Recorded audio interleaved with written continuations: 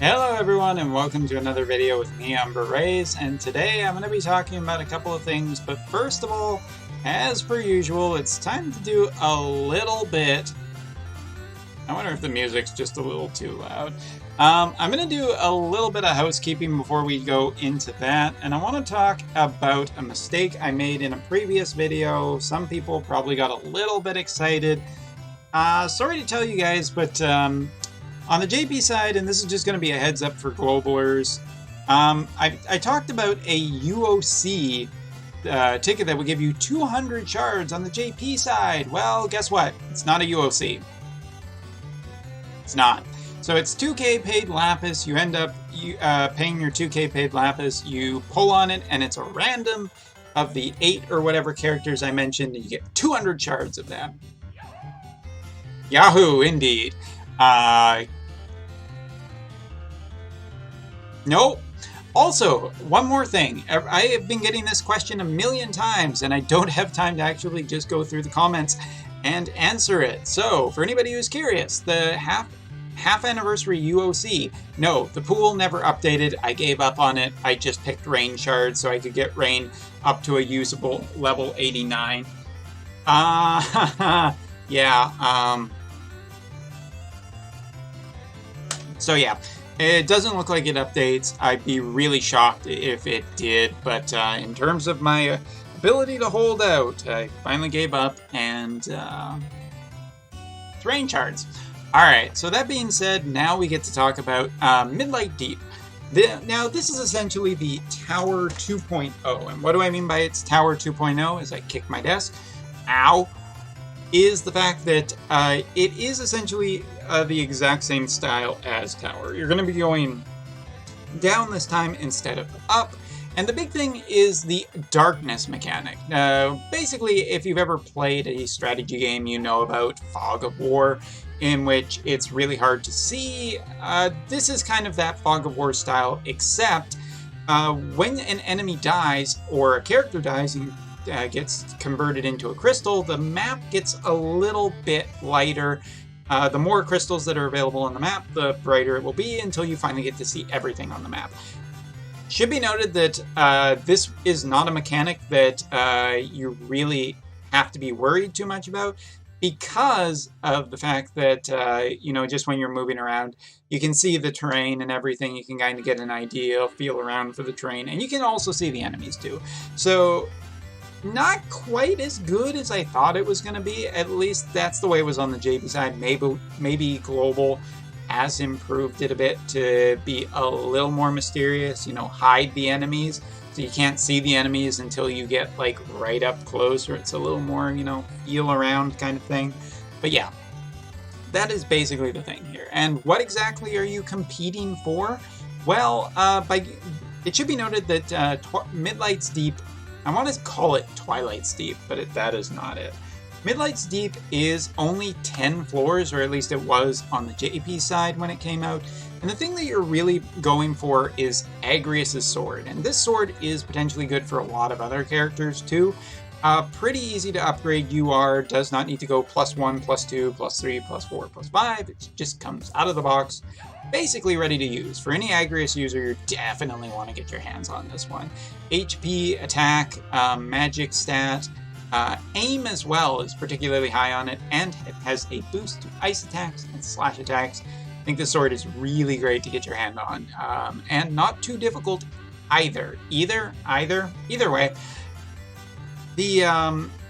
When it comes to the dungeon, and I'm not going to remember everything because it was months ago, and I blocked most of it from my mind except the most traumatic of things. I'm going to give you guys a little bit of extra details to help you prepare for the most fearsome things. A couple of things to note.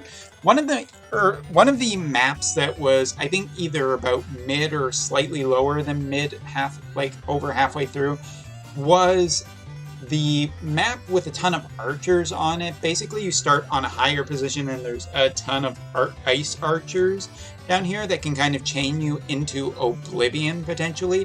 So you're definitely going to want to make sure you have, a tank with hate generation that can also have good shooting resistance on it. If you move very carefully, though, you can bait out certain archers at a time and make it potentially easier. If you do rush in, you'll trigger most of them, and it will be more difficult and more frustrating.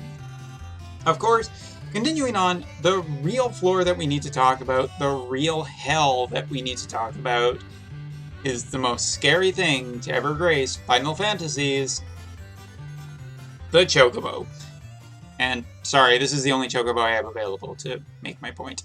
Anyway, the Chocobo floor, the last floor, the 10th floor, unless it has been changed, was the most difficult thing, and it is the most scary thing.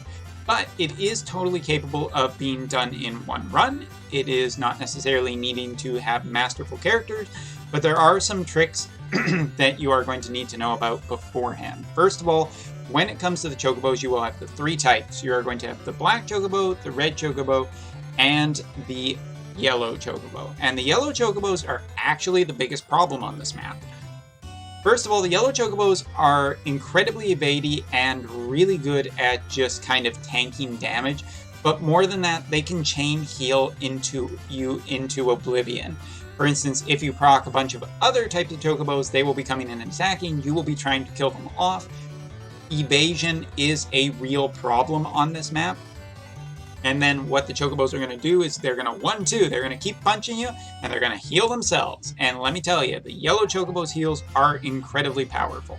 So to deal with the yellow Chocobos, I will give you a strategy in just a second. Alright, second type is the red Chocobo. I actually do. I just remembered. I do have the red Chocobo. There he is. Alright, the red Chocobos are basically like to use Choco Meteor. They can also come up and physically attack. They're damage dealing, but they're not the biggest problems again. Again, most of the this and the black Chocobos are just really dangerous because they have really good support and really good evasion, but they are manageable. That has been my experience with it. So, here is this strategy to help you guys, which is when you start the mission, on the Chocobo mission, do not move your characters even a little bit forward. 2 Chocobos, 1 red, and I do believe 1 black will start rushing you down. Do not be afraid. These 2 Chocobos are pretty easy. You want to kill them before the yellow Chocobos get to you, though, because shortly after those initial 2, the black and the red Chocobo move after you, the yellow ones will come after you as well. 3 yellow Chocobos to be specific. These 3 yellow Chocobos are the real meat of this fight, and there's a couple ways to deal with them. Voice is dying. First of all, is to do the Doom approach, and I don't mean the shooter.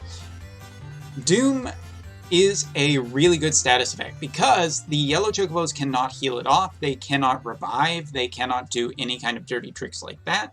So if you can land a Doom on them, it is basically waiting them out.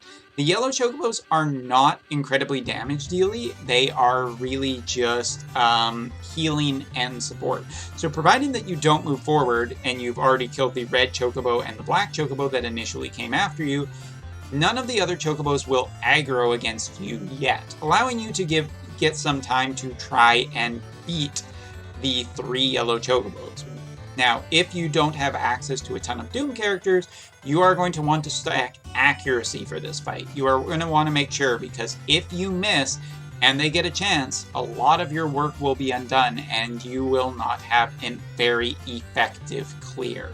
So what you do want to do is you want to make sure that you have a lot of accuracy on your characters to get around that, and I do believe have a certain specific damage type, but again, it has been a while. If you go back and check my videos, my previous videos, there might be some more Final Fantasy Tactics stuff as well for part 2.